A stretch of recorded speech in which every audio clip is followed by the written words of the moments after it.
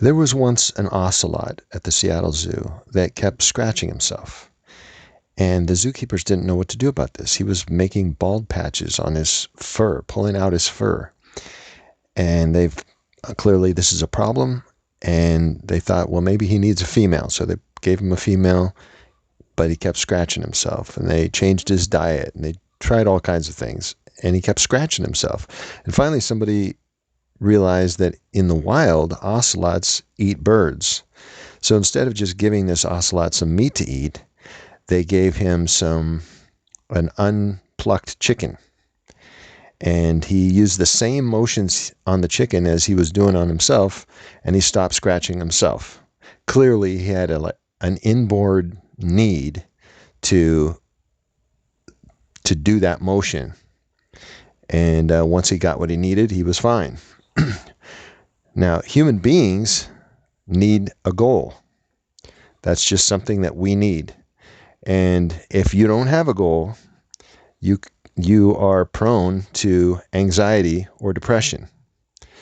And conversely, if there's a lot of stress in your life, one way that you can lower that stress is by using purpose, by adding more purpose into your life. And there's 3 different ways you can do that, or there's probably more than that, but on this podcast, I'm going to talk about 3 of them. The first one is flow, which is a psychological state characterized by concentration, absorption in the task, and lack of negative emotion while it's happening. There's a researcher named Mihai Csikszentmihalyi who wrote a book called Flow and a bunch of other books. And he's the main researcher in this and has done the most, I think, to articulate it. But the main thing that you need to know is whatever task you're doing, whatever task or purpose that you choose, you want to do something that matches your skill level. Because that's a really key factor in making flow happen, is that the challenge is equal or slightly above your skill level.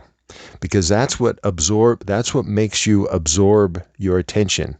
That's what makes it absorb your attention so fully, so completely, that you have no space to be thinking negative or anxious thoughts. So, but there's a zone that you need to be in. If the challenge is too great, then that's stressful. That causes stress or anxiety. But if the challenge isn't great enough, that causes boredom, which is its own kind of stress. So you need to find something that's in that zone, or make the thing that you're doing in that zone, where you're just challenged enough that it's really focusing your attention. And it's enjoyable. It's enjoyable when you're in that zone, when you're really doing something challenging, but you're keeping up with it. Researchers can sometimes be really creative, and one of the things they wanted to know is what happens when somebody just sits there and thinks, or is not trying to think, but is just recording what they're thinking. And what they found is that most people's minds are like random thought generators most of the time. If they're not doing anything, there's nothing to engage their thoughts. It's like it just is a stream of random thoughts until it sticks on something that captures the person's attention.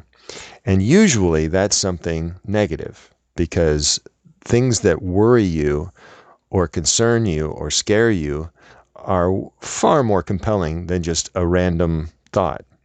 So the random thought the mind just tends to bounce around until it lands on a random thought, and then bam, you're focused in on that. But a strong purpose can do the same thing. It can be the thing that your thoughts veer toward and stick on. And it's a lot more positive and productive than anxious thoughts.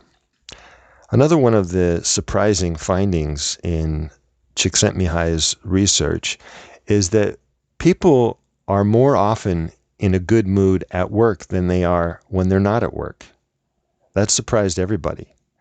But they found that it was essentially because people are more likely to have a clear goal at work than they are when they're off work. A lot of people don't really know how to use their leisure. They spend it in passive things like television or watching movies or whatever, instead of doing something that is goal oriented. And goal oriented tasks tend to focus your mind and improve your mood. Csikszentmihalyi originally looked into this. He got interested in it because when he was in college, his roommate was a painter, and he would notice that his roommate would get completely absorbed in painting a painting, spend a lot of time on it, and then as soon as he was done, he would simply set the painting aside and start a new one. And he always thought that was kind of odd. Like he's not a painter, and he was thinking that if I would spend all that time on the painting, what I would do when I was done is enjoy it, admire it, show it off. So clearly the painter, his roommate painter, what he was doing was being absorbed in the process of painting. He wasn't trying to create a product. And that really intrigued Csikszentmihalyi. And so he ended up spending almost his entire career studying creativity and discovering a psychological state called flow. So you want to do something about anxiety? Find something that can put you in flow. Find something ideally meaningful to you, important to you, or fascinating to you. Okay, the next one is using your hands. This one's really interesting. There's a neuroscientist named Kelly Lambert, wrote a book called Lifting Depression. She got intrigued with this because there's a lot of indication that our general anxiety and depression level has gone up, even though life has gotten easier. We have more and more conveniences, which require less and less effort. You know, it's way easier to wash clothes now than it was 200 years ago. Way easier to do almost everything than it was 200 years ago. And yet, people are more unhappy now than they were then. She thought maybe it had something to do with using your hands. So she looked into it, and because there's indications like the Amish have almost no depression, and they live kind of like people did 100, 200 years ago. They do a lot of things with their hands. They make their own, churn their own butter. They sew their own clothes. They build their own houses. You know, they use their hands for a lot of things. And the reason that hands, not only do they use their hands, but they're creating something visible, tangible, and meaningful. And when people do that, it makes them bolder and more confident. That is, lowers their anxiety level. Have you ever seen the homunculus man? It's called. It's a drawing of a human being, but the sizes of the features of that person are in proportion to how much of the brain is devoted to those things. So, for example, the guy's tongue is huge, right? Because there's a lot of nerve endings and a lot of the brain devoted to sensing what's on the tongue and using the tongue and moving it. And similarly, in the drawing of the homunculus man, the hands are gigantic because a lot of the brain is devoted to what you do with your hands. And when you're using your hands to make something, a lot of your brain is activated, and your body releases hormones that raise your mood. So you want to do something.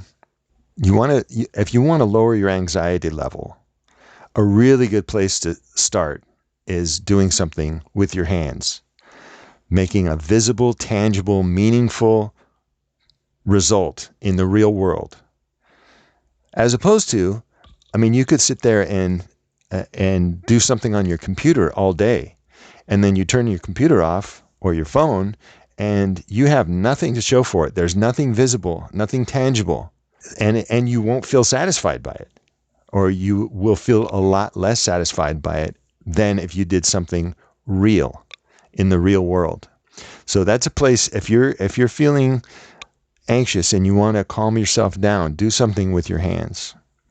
So that's the second one. Then the third one is getting a helper's high. Your body produces endorphins when you are helping someone else. It produces endorphins and oxytocin from the connection you get in helping somebody else. But there's and a lot of these. I mean, you can do something that involves flow and uses your hands and gives you a helper's high. You know, you could play the guitar for someone, and that'd be flow because it's a challenge, matching your skill, and a helper's high because you're doing it for someone else. Or if you volunteered at a shelter, you're using your hands and you're getting a helper's high. Or if you knit a scarf for someone, you're using your hands and getting a helper's high. Or on a potter's wheel, you're using your hands and probably you're in flow. So you can do more than one of these. But back to the subject of helper's high, I've been watching. I'm making this right around the time. I'm making this in March 2020. So we're in full swing during the coronavirus crisis, right? And I've been noticing things that people have been doing. They've been, for example, there's websites for local neighborhoods, and the people in the local neighborhood can get onto that website and talk to each other and do things. And there's been a lot of this where neighbors have offered, hey, if you need something, if you need me to go to, if you need me some babysitting, I'm available for these hours. If you're an older person, you don't want to go to the grocery store, I'll go to the grocery store for you, and stuff like that. It's a beautiful thing, and it brings people up. It reduces their anxiety and reduces their depression. People have been volunteering to they've been volunteering to distribute lunches for children because schools closed, and some children rely on that food that they got at school at lunch. And people jumped right in and said, we will distribute those lunches to the children. A lot of people have been clearly, deliberately trying to find good information and share it on Facebook or Instagram for their friends and family. There was another one I saw where this was in Italy. They were having a problem. They didn't have enough respirators, which is something that people needed when they have coronavirus. They need respirators. So these people that happen to have a 3D printer said, well, because all the respirators that were breaking down, it was always the same part that was breaking down. So they said, well, let's see the part.